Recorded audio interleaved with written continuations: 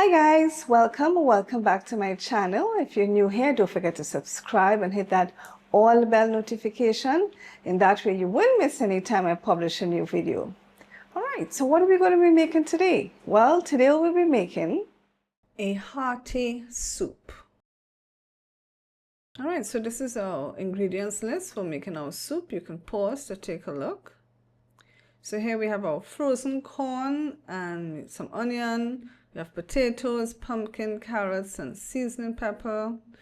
We're going to season our chicken, so there I added olive oil, and I use Montreal steak seasoning as my seasoning blend. You could use whatever seasoning blend you prefer. We're going to add 3 cloves of crushed garlic and mix that in well to our chicken. I added some dry basil that I made from my garden, some small leaf thyme, and some sweet basil. So I'm just chipping that up in there. We're going to mix everything in nicely. Also some shadow benny as well, or culantro. Good, so there we have our seasoned meat set aside. We have some salt meat, which I'm also going to add. Here I have pressure cooked split peas. So I pressure cooked the split peas already.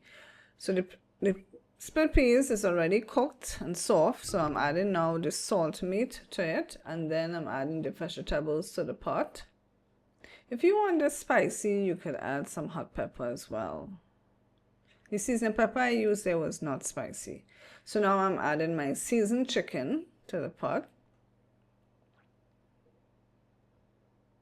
I'm just mixing on the bowl, right, season the meat in. Give everything a nice stir. We're going to add in our onion. Good, and now we're going to leave that to cook completely.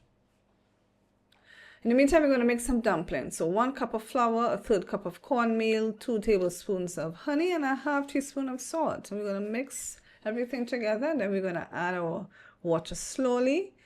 And we're going to knead our dough so that our dough can come together for us to make our dumplings. So there we have it. We're just going to roll out our dumplings now. So we have some cornmeal dumpling to add to our soup as well. And this is what really makes it a hearty soup, because we have the dumplings, we have the peas, the corn, etc. Okay, so I'm just stirring up everything. And I also added a bay leaf to it as well.